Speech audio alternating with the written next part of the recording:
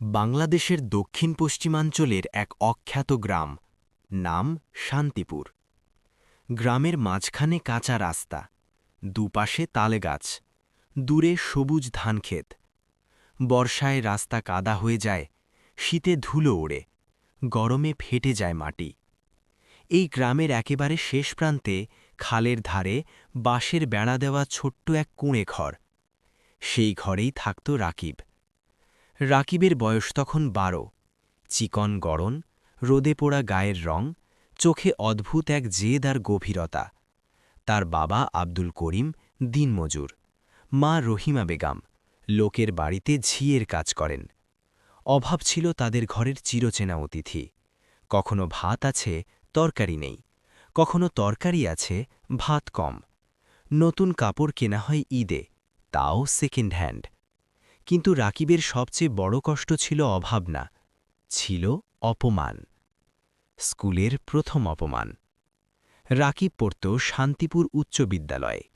স্কুলটা খুব বড় না, লাল ইটের ভবন, সামনে পতাকাদণ্ড, একপাশে মাঠ। গ্রামের তুলনায় এটিই বড় প্রতিষ্ঠান। কিন্তু স্কুলে ঢুকলেই রাকিবের বুক কেঁপে উঠত। তার ব্যাগটা ছিল ছেঁড়া, মা সেলাই করে দিয়েছিলেন। জুতো একপাশে ফেটে গিয়েছিল। সে কাদা এড়িয়ে হাঁটত যাতে বেশি নজরে না পড়ে। একদিন সকালে অ্যাসেম্বলিতে দাঁড়িয়ে আছে সবাই। পাশের ছাত্র সিয়াম, চেয়ারম্যানের ছেলে, হঠাৎ নাক সিটকাল। এই, একটু দূরে দাঁড়া। কেন? তোর কাপড় থেকে গন্ধ আসে। পাশের দুজন হেসে উঠল। রাকিবের কান গরম হয়ে গেল। সে একপাশে সরে দাঁড়াল, মাথা নিচু করে রাখল। ক্লাসরুমের তীব্র আঘাত। গণিতের ক্লাস, স্যার হোমওয়ার্ক দেখছেন। রাকিব আগের দিন খাতা আনতে পারেনি। খাতা শেষ হয়ে গিয়েছিল। বাবার কাছে টাকা চাইতে পারেনি, কারণ বাবা সেদিন কাজ পায়নি। স্যার বললেন, রাকিব, খাতা দাও। রাকিব চুপ। কোথায় খাতা? পেছন থেকে সিয়াম বলল, স্যার, ও তো গরিব, খাতা কেনার টাকা নাই। ক্লাস ফেটে পড়ল হাসিতে। স্যার মুখ কুঁচকে বললেন, অজুহাত চলবে না, পড়াশোনায় মন না দিলে কিচ্ছু হবে না। রাকিব দাঁড়িয়ে রইল, চোখ ঝাপসা হয়ে গেল। কিন্তু সে কাঁদল না। সে শুধু মনে মনে বলল, আমি একদিন প্রমাণ করব। মায়ের নীরব শক্তি। সেদিন রাতে ভাত ছিল অল্প। মা নিজের ভাগটা ছেলের প্লেটে দিয়ে দিলেন। রাকিব জিজ্ঞেস করল, মা, তুমি খাবে না? আমি দুপুরে খেয়েছি বাবা। সে জানত মা মিথ্যে বলছে। রাকিব সব বলল, স্কুলের কথা, অপমানের কথা। মা শান্ত গলায় বললেন, শোন, গরিব হওয়া লজ্জার না, লজ্জা হলো চুরি করা, খারাপ হওয়া। তুই মানুষ হ, তুই পড়। কিন্তু মা, সবাই হাসে। একদিন তারা হাততালি দেবে। এই কথাগুলো আগুনের মতো ঢুকে গেল রাকিবের ভেতরে। কুপির আলোতে স্বপ্ন।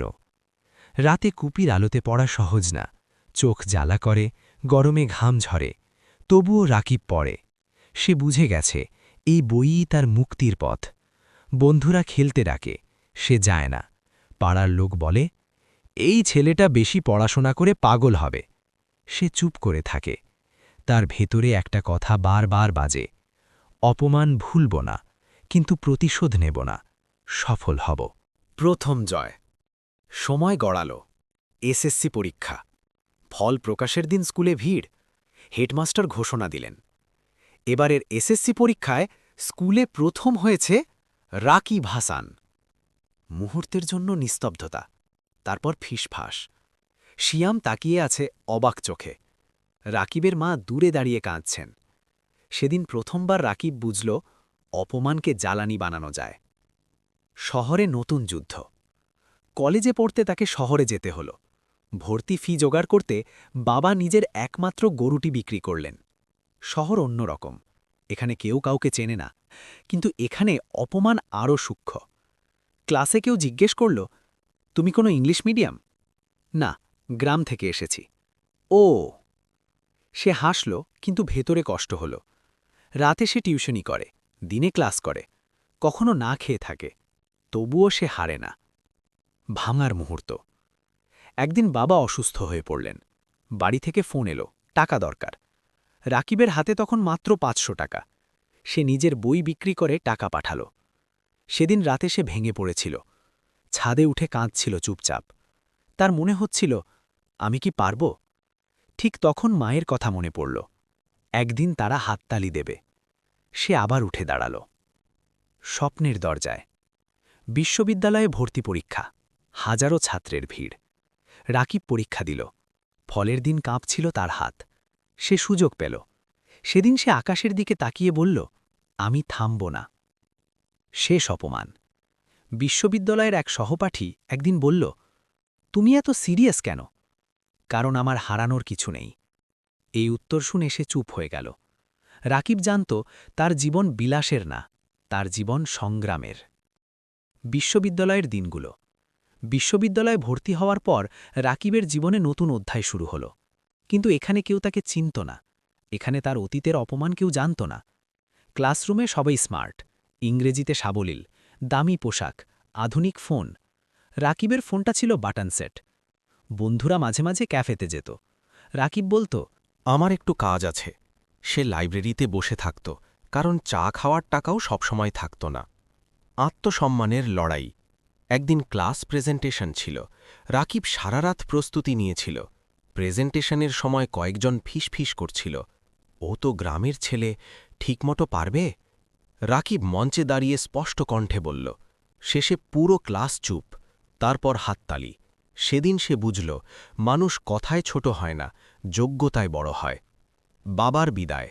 তৃতীয় বর্ষে পড়ার সময় হঠাৎ খবর এলো, বাবা স্ট্রোক করেছেন। রাকিব দৌড়ে গ্রামে গেল। হাসপাতালের বেডে শুয়ে বাবা দুর্বল কণ্ঠে বললেন, পড়াশোনা ছাড়বি না, মানুষ হবি। কয়েকদিন পর বাবা চলে গেলেন। দাফনের পর রাকিব একা বসেছিল খালের পাশে। মনে হচ্ছিল সব শেষ, কিন্তু তার চোখে জল শুকিয়ে গেলে ভেতরে জন্ম নিল নতুন এক শক্তি। এখন সে শুধু নিজের জন্য না, বাবার স্বপ্নের জন্যও পড়বে। বিসিএসের স্বপ্ন। স্নাতক শেষ করে রাকিব সিদ্ধান্ত নিল সে বিসিএস দেবে।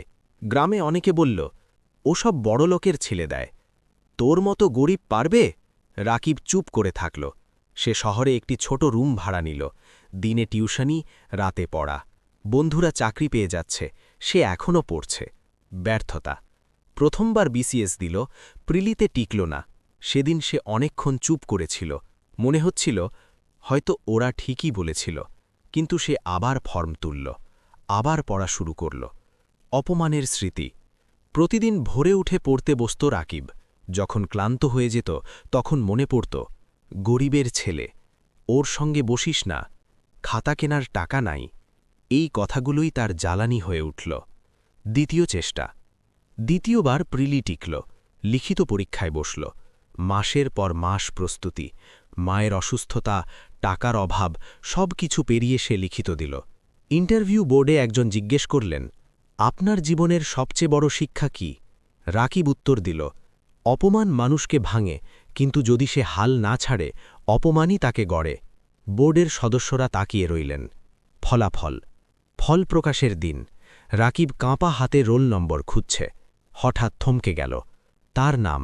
সে প্রশাসন ক্যাডারে নির্বাচিত। মুহূর্তে সব অপমান, সব কষ্ট, সব না খাওয়া রাত, সব কিছু অর্থপূর্ণ হয়ে গেল। গ্রামে ফেরা।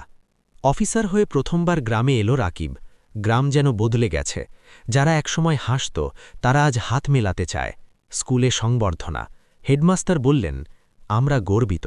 সিয়াম এগিয়ে এসে বলল, বন্ধু, ক্ষমা করিস। রাকিব হেসে বলল, তোদের কথাই আমাকে শক্ত করেছে। সত্যিকারের জয়।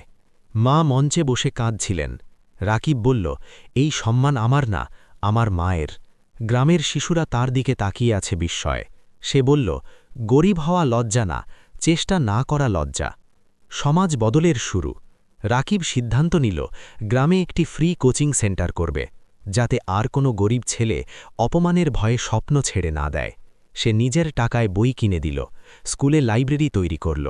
অপমানের আগুন।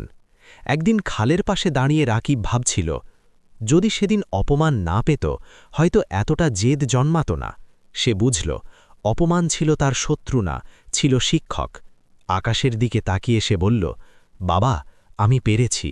এই উপন্যাসের মূল শিক্ষা, দারিদ্র্য অপরাধ নয়, অপমানকে শক্তিতে রূপান্তর করা যায়, মায়ের দোয়া ও নিজের পরিশ্রম মানুষকে বদলে দেয়, প্রতিশোধ নয়, ক্ষমাই বড় জয়। ভিডিওটি ভালো লাগলে কমেন্ট এবং শেয়ার করুন।